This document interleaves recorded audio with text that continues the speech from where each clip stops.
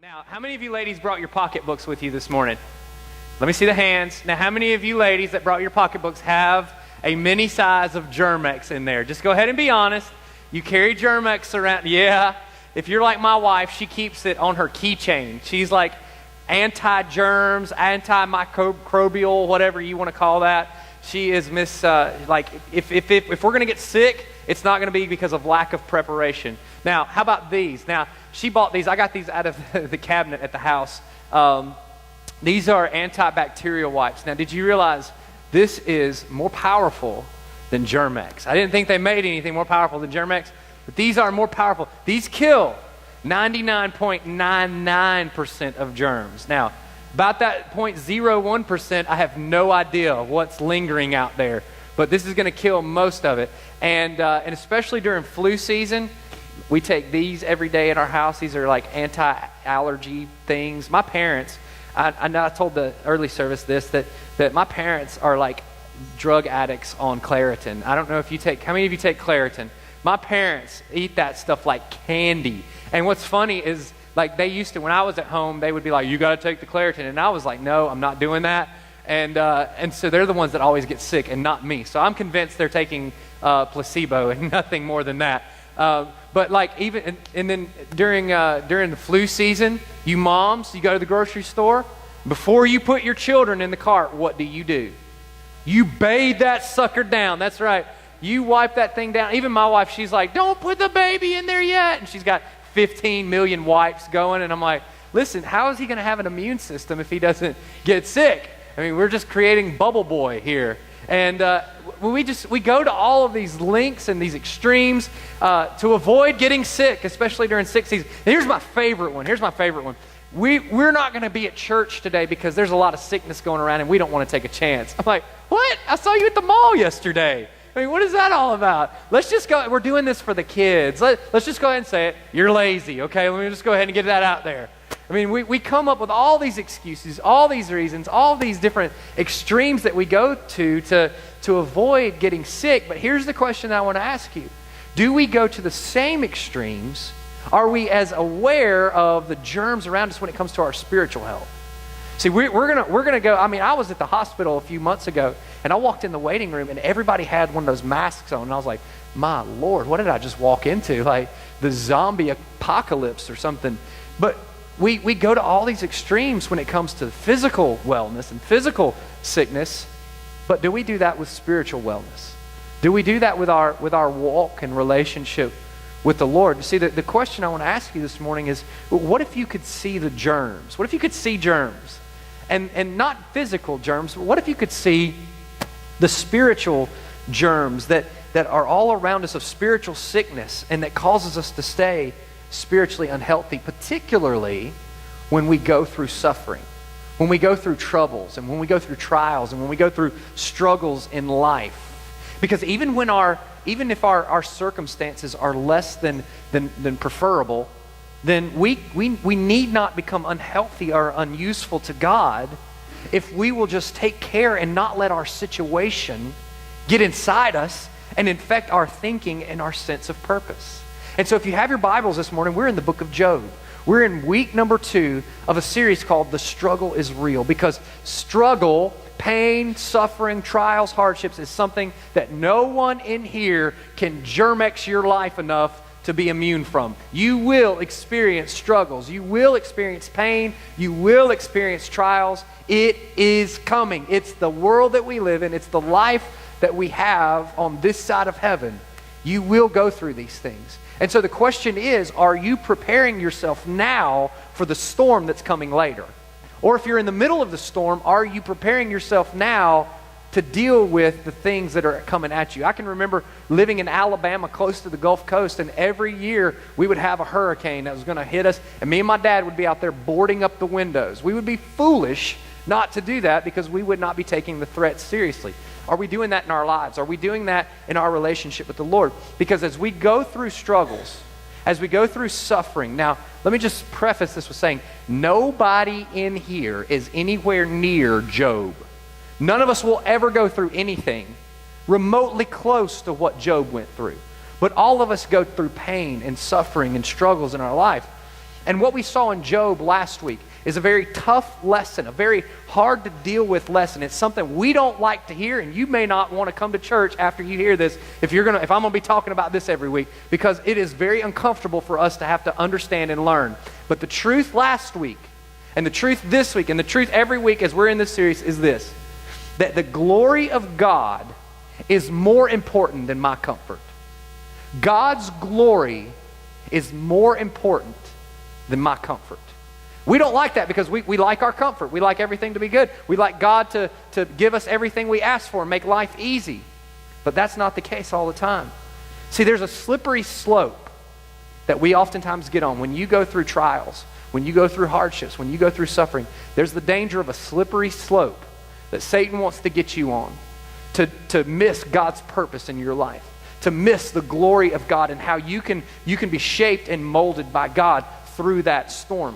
And the slippery slope begins, as we're going to see in the life of Job this morning. Now, Job lost 10 of his children. He had 10 kids. He lost all 10 kids in a matter of moments. They were killed in a violent storm. He lost everything that he owned. He lost all of his property. He lost all of his wealth. And then he lost his health. He was infected with boils. He couldn't swallow. His skin was literally poisoned with disease. He lost everything just like that. And how did he respond first of all? Look at Job chapter 1, verse 20, kind of picking up where we left off last week. Job stood up and tore his robe in grief. Then he shaved his head and fell to the ground and worshiped. He said, I came naked from my mother's womb, and I will be naked when I leave. The Lord gave me what I had, and the Lord has taken it away.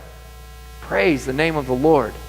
In all of this, Job did not sin by blaming God. And then skip to chapter 2, verse 10. It says that Job said nothing wrong. Job said nothing wrong. He did not sin with his lips. Now, Job's immediate reaction to struggles and suffering, when life throws you a curveball, when we go through the storms in life that you can't handle. And listen to me, I said this last week, God is in the business of giving us what we cannot handle because he wants us to understand that he's going to handle it. If I could handle it, I wouldn't need faith. If I could handle it, I wouldn't need God. But God's in the business of giving you something you can't handle so that you turn your life over to him and say, God, I'm yours. Take it.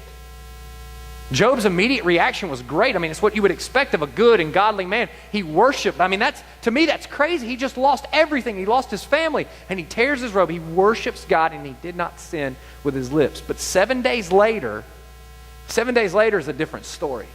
See, Job's 3 friends come to town, and we're going to talk about this next week, about his 3 friends and what you should probably say to people who are struggling and what you probably shouldn't say. But they came with all of their great advice and all of their pat you on the back, it's going to be okay because you don't deserve this kind of stuff. And after 7 days of sitting in silence, unfortunately, Job begins down a slippery slope. Now, let me just give this to Job's credit here. It took him 7 days to get to this point. It would have taken me 7 minutes. All right, I would have been on that slippery slope, down the slide in a matter of moments if my whole family was killed, if all my possessions were taken away from me. Job lasted longer than any of us ever would. And so 7 days later, I want you to see this slippery slope that he gets on that's dangerous as we go through struggles and we go through suffering in our life. And the first stage of the slippery slope is this. It's when I become fixated on my situation rather than on God's glory. The first step in this slippery slope is fixation on my situation, on my circumstances, rather than on God's glory. I want you to look at chapter 3. Chapter 3, we're going to start in verse 1. It says, at last Job spoke, and he cursed the day of his birth.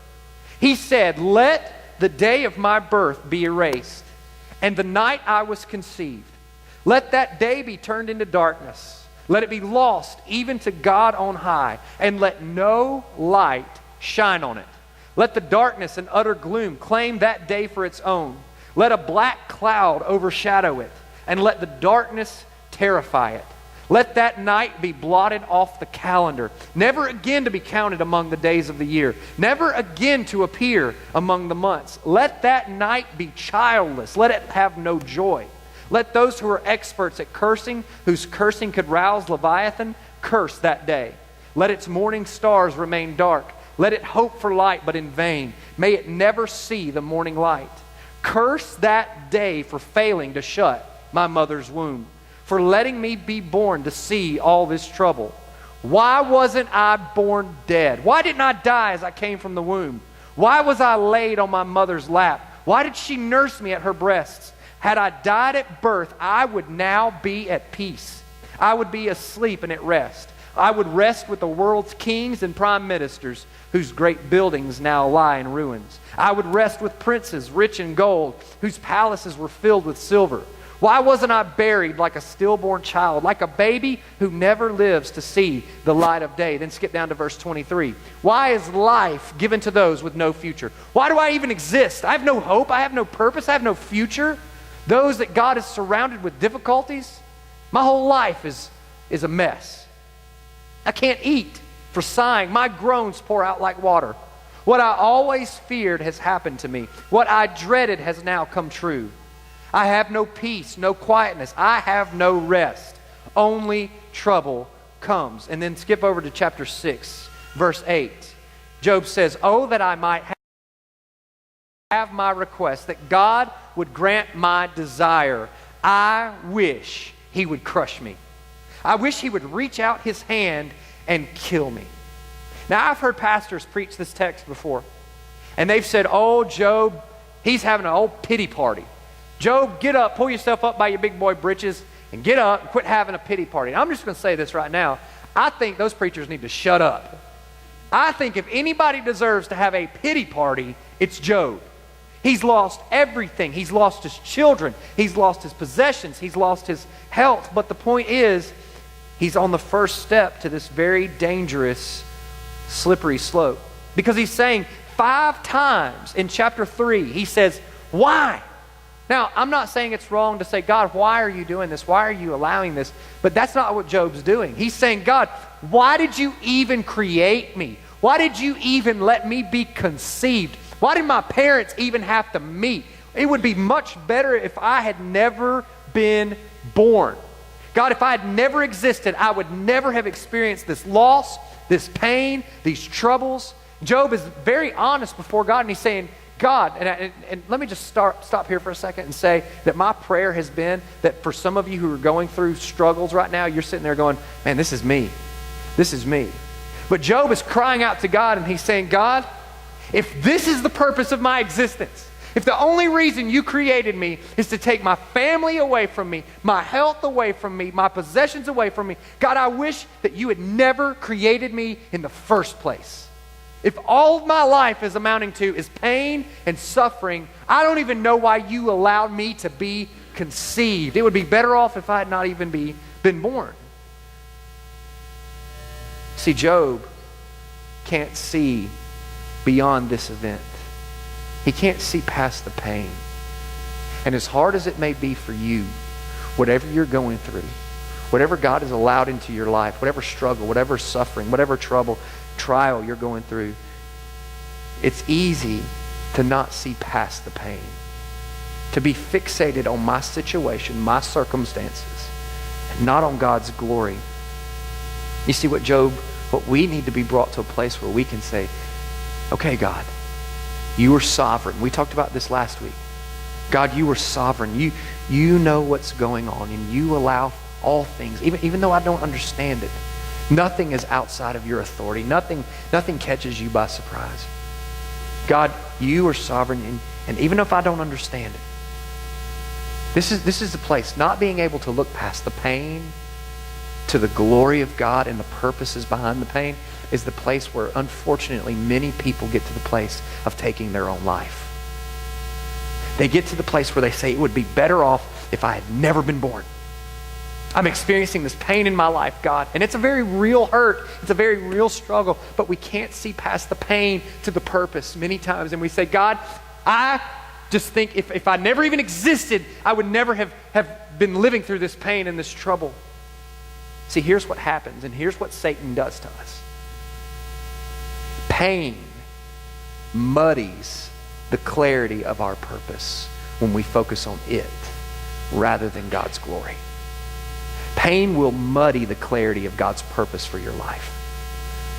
Satan wants you to focus on the circumstances and the pain.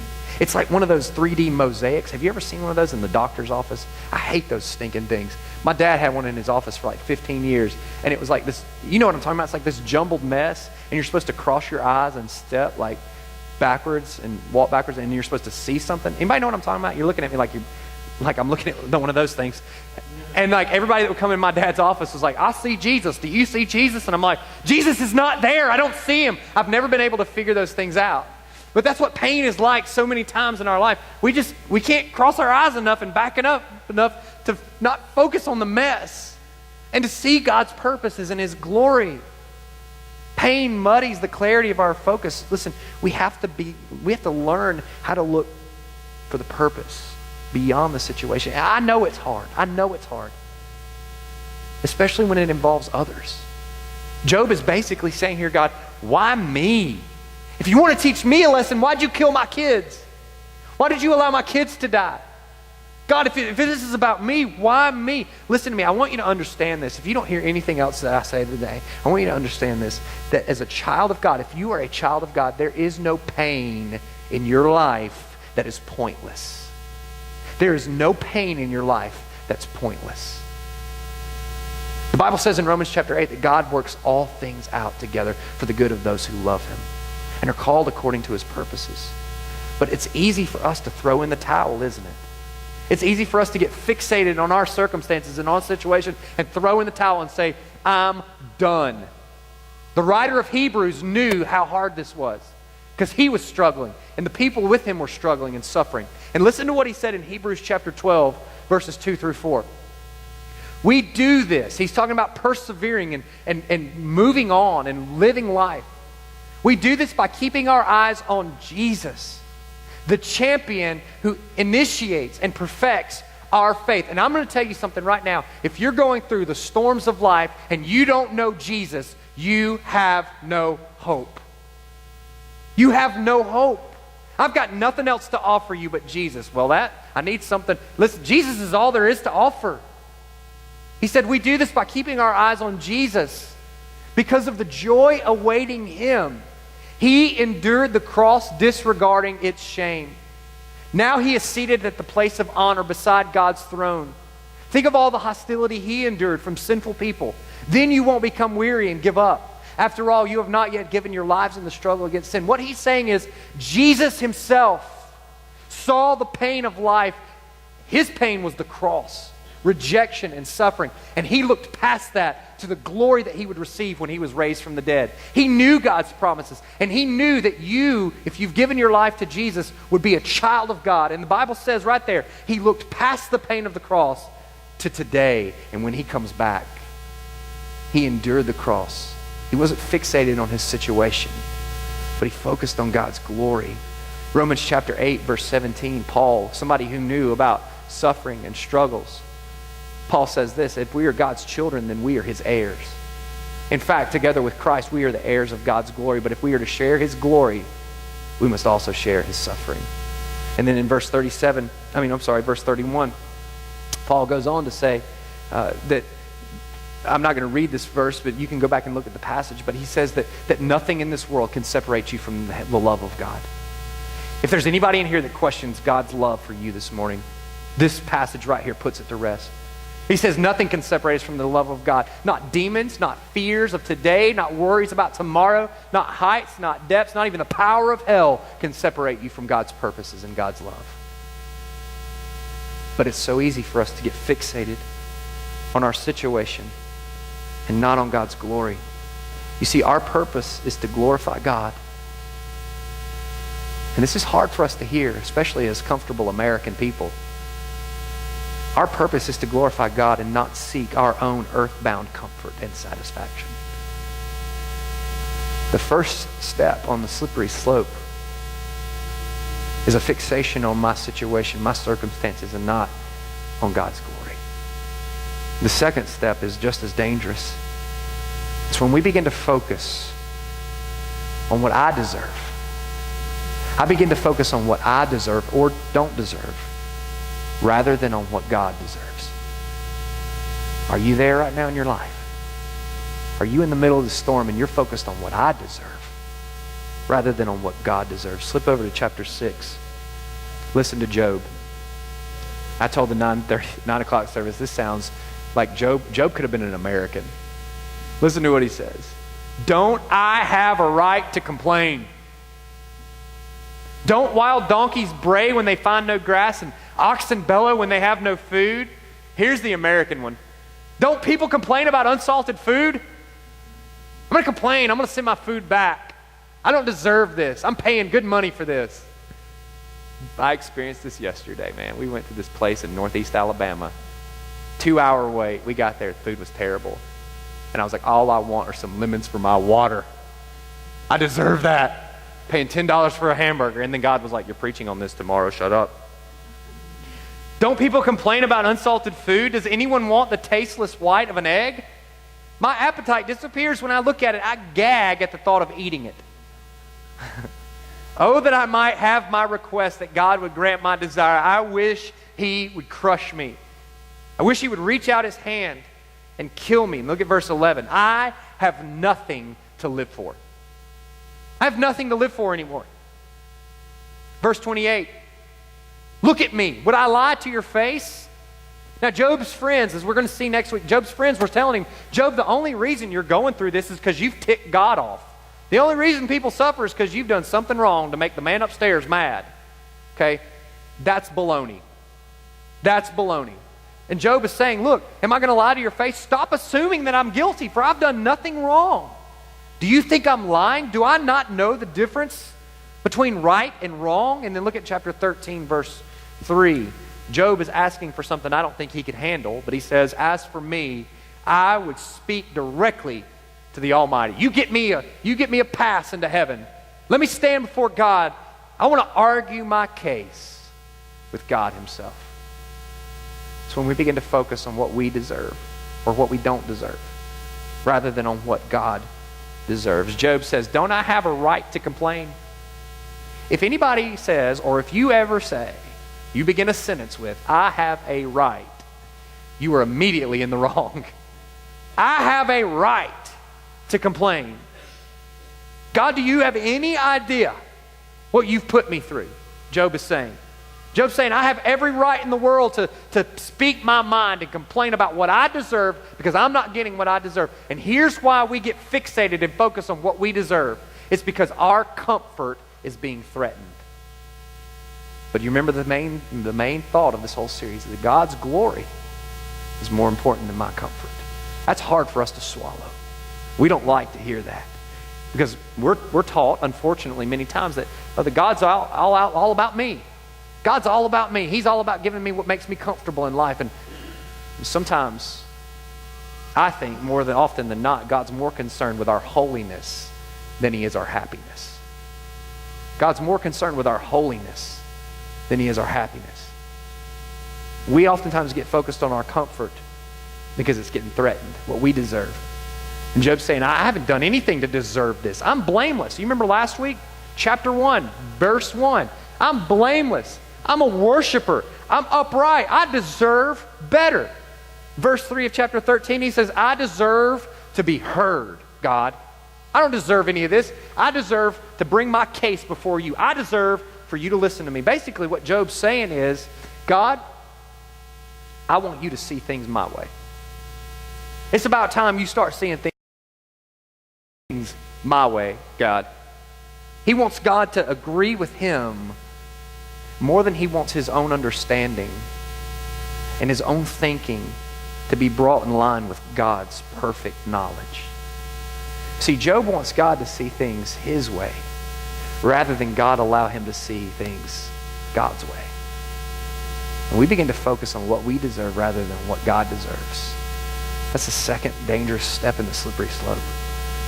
God, I want you to see this situation the way I'm seeing it. God says, I want you to see it the way I'm seeing it. I want you to see it the way I'm seeing it. You're focused on your situation. You're focused on your circumstances. I want you to focus on what I want to do in your life, what I want to teach you, how I want to be glorified. Because we all go through pain. We all go through suffering. Life happens. We live in a fallen world. The slippery slope begins with a fixation on our situation. The next step is a focusing on what we deserve rather than what God deserves. And the third step, the most dangerous one I think, is when frustration leads to accusation. When frustration with our circumstances and even with God then turns into accusation against God. Look at what Job says in chapter 6, verse 4. For the Almighty has struck me down with his arrows. Their poison infects my spirit. God's terrors are lined up against me.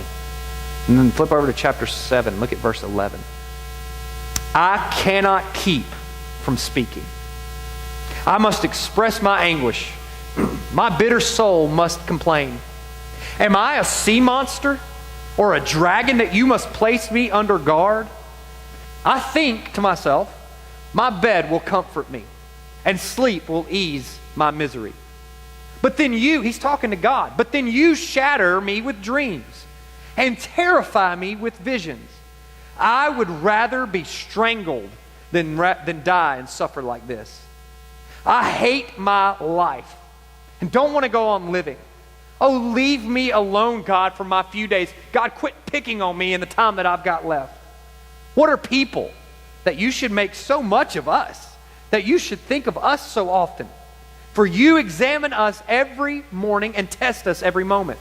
Why won't you leave me alone? At least long enough for me to swallow. Job's throat was so infected with this skin disease, he could barely swallow. He says, God, leave me alone long enough to let me swallow once without pain. Man, this is a guy crying out to God in honesty. If I've sinned, what have I done to you, a watcher of all humanity? Why do you make me your target? Am I a burden to you? Why not just forgive my sin and take away all my guilt? For soon I will lie down in the dust and die. And when you look for me, I will be gone. Then flip over to chapter 9, verse 14. So who am I that I should try to answer God or even reason with him? Why even try to talk with God about this? Even if I were right, I would have no defense. I could only plead for mercy. And even if I summoned him and he responded, I'm not even sure he would listen to me. For he attacks me with a storm and repeatedly wounds me without cause. He will not let me catch my breath, but fills me instead with bitter sorrows. If it's a question of strength, he's the strong one. He's basically saying, you win, God. I've had enough. Leave me alone. He says, if it's a matter of justice, who dares to summon him to court? Though I am innocent, my own mouth would pronounce me guilty. Though I am blameless, it would prove me wicked. I am innocent, but that makes no difference to me. I despise my life. Innocent or wicked, it's all the same to God. That's why I say he destroys both the blameless and the wicked. When a plague sweeps through, he laughs at the death of the innocent. The whole earth is in the hands of the wicked, and God blinds the eyes of the judges. If it's not he who does it, who is it?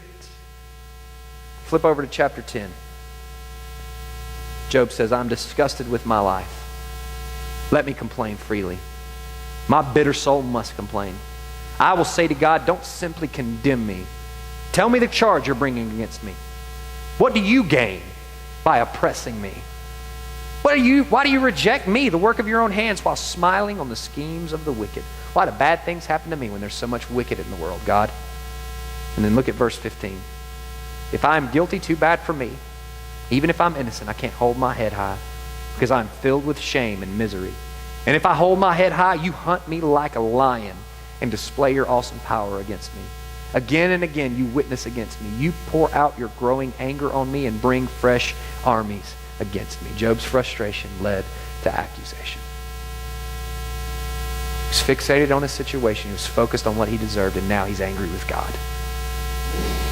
He's accusing God. You're out to get me for absolutely no reason.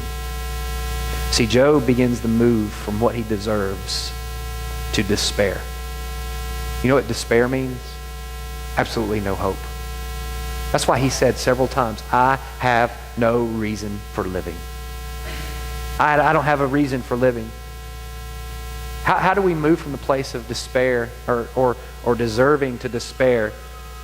Blame. I want you to understand this morning, that blame always leads to bitterness. Blame always leads to bitterness. And bitterness always leads to despair. Blame always leads to bitterness, and bitterness always leads to despair. He's saying to God, God, you are totally unfair. God, you're unjustified in this. God is unrestrainable. He's like a lion. Who can restrain him? You're relentlessly pounding me, God. You're unpredictable. He paints God out to be like this nut in North Korea, Kim Jong-un. Anybody know what I'm talking about? He's going to kill you for looking wrong at you. He's saying that's what God's like. I'm just walking along, minding my own business. I didn't deserve this. God's just crazy up there throwing bolts down at me relentlessly. Who can argue with you, God? It's your way. Nobody here can have a say-so. His frustration led to accusation, which ultimately ends in despair. That's the end of the slippery slope. Hopelessness, despair. So how do we deal with this? Well, see, what we ought to do, what we need to learn to do to, I guess, Germex our lives, to prepare for the storm as we're going through it, is to focus on what God deserves, not what could have, should have been. We need to focus on what God deserves and not on what we're going through. And we got to learn how to focus on what God deserves, not what you think you deserve. That's hard for us to learn how to do. It's tough because we're humans. We like to be right. We like to be vindicated. So how do we get to this place? Who do we need? What do we need? And really the question should be, who do we need? Look at chapter 9, verse 33. Even in his most lowest point of despair, Job knew what he needed. He said, if only there were a mediator between us. Someone who could bring us together. The mediator could make God stop beating me. And I would no longer live in terror of his punishment. Then I could speak to him without fear. But I can't do that in my own strength. What do we need? We need a mediator. We need a mediator. Now let me remind you first as we read this, that this is Job's perception. God the Father is not some angry, unrestrained, smite people at will kind of God. He's not the bad cop. So it's not like God the Father is the bad cop and Jesus is the good cop and he comes and he's like, Father, stop beating your people. Don't be so mean. So it's not like good cop, bad cop. Job is angry. Job's frustrated. He's accusing God. Listen, you and I are not Job. You are not Job. I am not Job. And the point is not, the series is not to set us up as Job, where the whole world's fixated on us. You're not Job. I'm not Job. The world is not looking at us. Now, people around us are looking at us when we go through suffering to see what we're going to do and how we're going to react. But listen to me. We live in a world where bad things happen to good people. We live in a world that is broken by sin. You read Genesis chapter 3, and that's the answer to all the world's problems. Sin came into the world and brought death with it. We live under a curse, a world that's broken by sin and death and hurt and pain, and where good people do bad things.